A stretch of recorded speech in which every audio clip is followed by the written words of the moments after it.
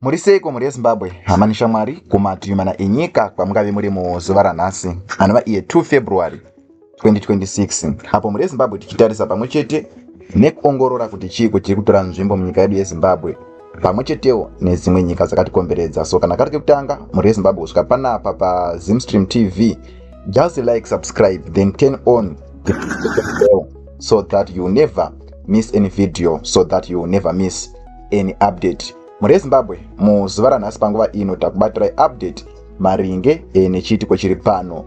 Chiitiko ichi muri Zimbabwe pari zvino hapasati pava nefull information inoratidza kuti chiitiko ichi chakaitikira kupi, riini.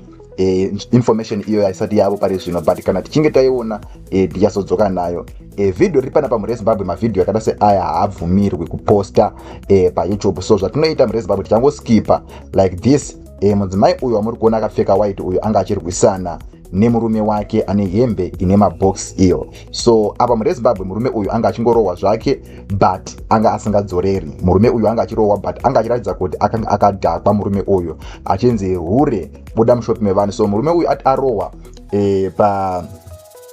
arohwa ari pa this building yamuri kuona iyi, arohwa ipapo abva azomhanyira achindopinda mushopu umo. So anga achinzi buda mushopu imomo. So murume nemukadzi muri Zimbabwe amene kuti marriage yakamira sei, ndo mamwe matambudziko anenge achisanganikwa nawo nevarume but havana vanokwanisa kuudza kuti aya ndiri kusangana nedambudziko rakadai, because sometimes inova humiliation kuti ndiri kurohwa nemukadzi, kuenda kuzvitaura kumapurisa kuti ndiri kurohwa nemukadzi, zvinhu zvinonga zviita sei, zvinhu zvinonesa kutsanangura. So anga achitotizira mu this building murume uyu mukatarisa apo. As we are seeing here, mudzimai uyu munhu anga achitorova murume. Pataplaya this video hapana zvaratidza kuti murume uyu pane paanga achidzosera but anga achingorohwa akaita sei asingadzoreri. So let us skip. Are you seeing this? Ndo panga pavakachinesana. Are you seeing this? So anga kumhanyira achindopinda mushopu iyo yamuri kuona iyo, ndo banga achitiza aona kuti aiwa zvinhu izvi zvavakundikurira panapa. Anga achitiza opinda mushopu iyo. So as we are seeing akupinda mushopu, mudzimai uyo anga kutotera futi zvakare mushopu imomo.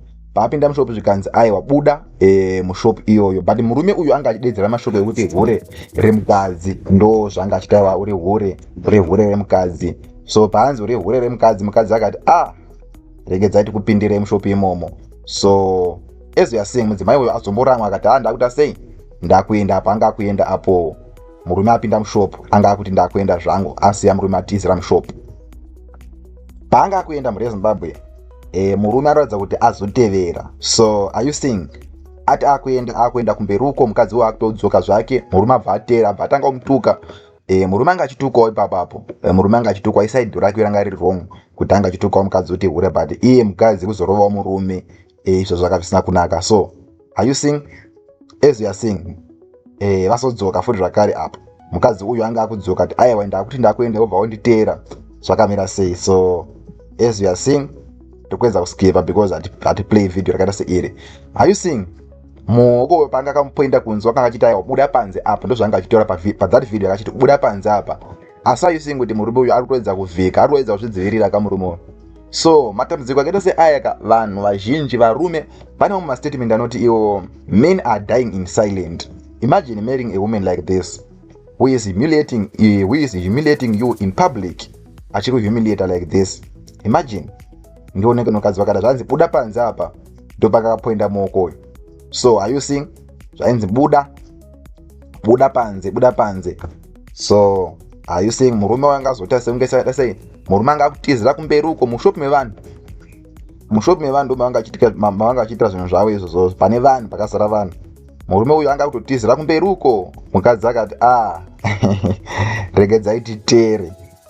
So vanga vakunesana zvavo vari kumberi uko, murume achivhika, vanga vakunesana zvavo kumberi uko, murume achivhika. So as we are seeing ndo chiitiko chaitika panapa ichi muri Zimbabwe. Ameno kuti nyaya yavanga achinesana ndeyei. Are you seeing kuti murume uyu aratidza kuti anga atorohwa apo, matarisiro akaita kusaidhi uku munhu anga atorohwa. So matambudziko emamwe ari kusanganikwa nawo nevanhu vechirume but havana vavanokwanisa kuudza because humiliation. So tikatarisa panapa zvinonzi according to Crime Watch You can tell this man has no peace in his own house. Ndo vabva mention police kadai, police pindiraiwo pane chiitiko chakadai. So tikatarisa panapa zvinonzi neumwe in the comment section, the maturity shown by the guy is on another level. Ndo zviri panapa zvatiri kuona zvikanzi she is respectful even when she is assaulting him. Hanzi budai mushopo maitorerei musandijairira, always using the plural in addressing him. Zvikanzi gender based violence ngasungwe uyu kuita kuponda murume kudaro we musasa for men as well. We nemusasa for men as well. Ndo zvinotaurwa neumwe zvikanzi zvekurova murume wako pavanhu kudai ndezvekushaya. Ndo zvinotaurwa zvikanzi kurova murume pavanhu murume wako pavanhu kudai ndezvekushaya. So ndezvimwe matambudziko murezimbabwe, mamarriage aya zvinonzi chakafukidza dzimba matenga. Zvikanzi type yemurume yevarume ava vanowanza kuita problem, either irresponsible, kubira mukadzi mari vachiita zvekutenga tumbwa. Ndo suggestion. Zvikanzi type yevarume ava ndevarume vari irresponsible, kubira mukadzi mari uye vachiita futi zvakare vachiti mari kudaro vanoenda kunotenga tumbwa. Ndo pati tumwa ndo pangachida kuti tumbwa tudoro twakati tunopisa.